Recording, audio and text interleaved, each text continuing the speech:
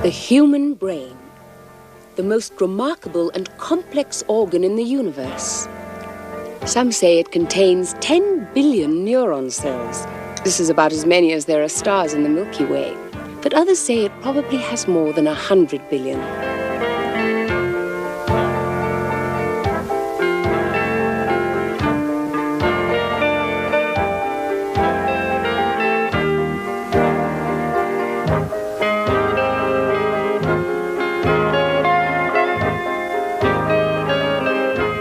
End to end, the neurons of the human brain equal the distance of the Earth to the Moon.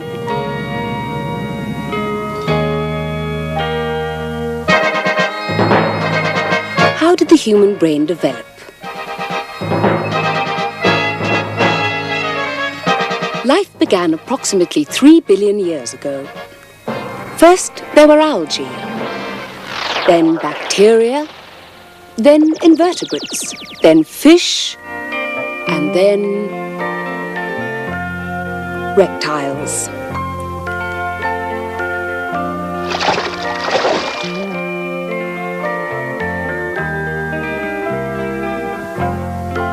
"200 million years ago, the primitive brain of the great reptiles enabled them to survive through primitive responses alone.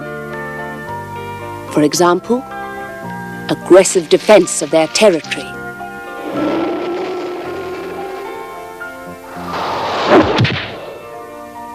Responses such as these also exist in modern man.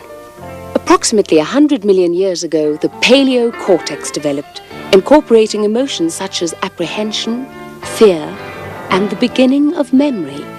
In a situation of danger, the instinct for survival is demonstrated by flight.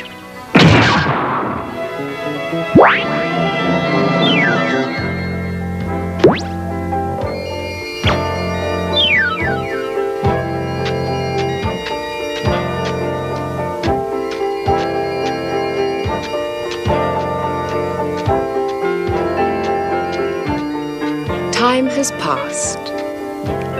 Approximately 100,000 years ago, the neocortex developed. It represents 85% of the cerebral mass of the human brain. Now the interpretation of ideas is made possible.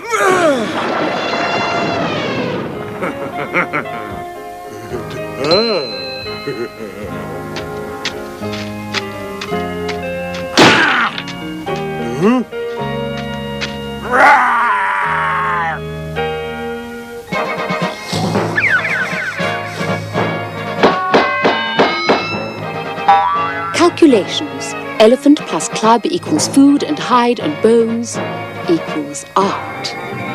It is therefore the neocortex which enables man to think and reason, to behave in a civilized manner. Well, almost. The reptilian brain, the paleocortex or primitive mammalian brain, and the neocortex or modern man's brain. Unfortunately, communication between them is not always perfect.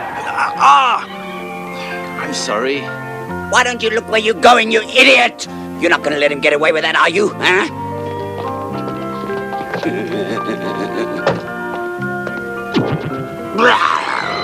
Is there anything wrong here?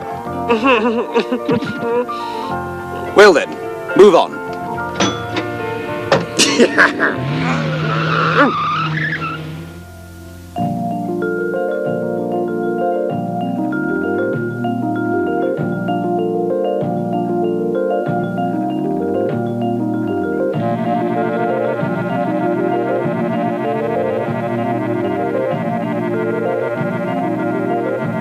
Keep moving, keep moving. Wonderful, we're approaching the brain. Now you'll be able to see how this remarkable organ functions. It contains billions of neurons with billions and billions of synaptic connections. You'll see it's extraordinary. But how can we possibly be of help, Professor, if the brain is such a perfect organ? Is oxygen really so important to it? Yes, very important, Globin. The brain's needs are really enormous. It uses 2,000 litres of blood a day, which provides 60 litres of air. This is 20% of the body's oxygen requirements. Without us, if the brain were deprived of the oxygen we supply, Fainting, and then loss of consciousness would occur. If the supply was cut off, say a few minutes, the brain would suffer irreparable damage and the whole organism would simply die. Is anything wrong, Professor? Have you lost your way? Oh, we'd better move. Move along. Please keep moving. This is not the place to stop and have a chat.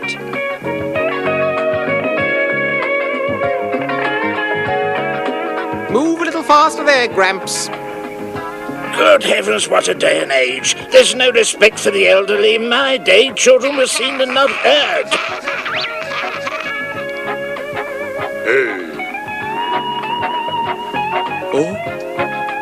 Can I help you carry some of your oxygen bubbles, my pretty Globin?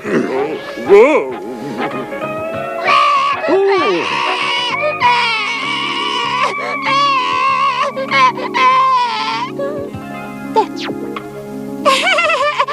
Calling all organs and blood population. Accelerate the blood circulation immediately. I repeat, accelerate the blood circulation immediately. Please respond to an urgent request from the heart.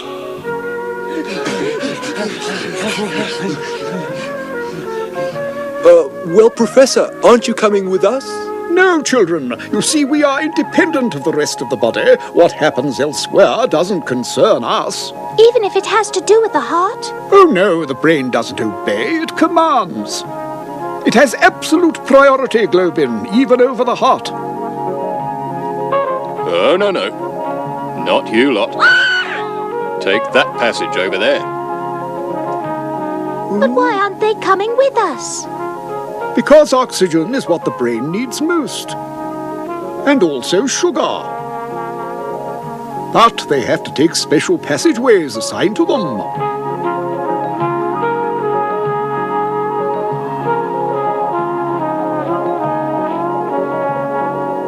Professor, when will we be near enough to the neurons to give them oxygen?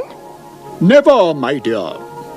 Neurons are too sensitive to come into direct contact with us. It works rather differently, you'll see.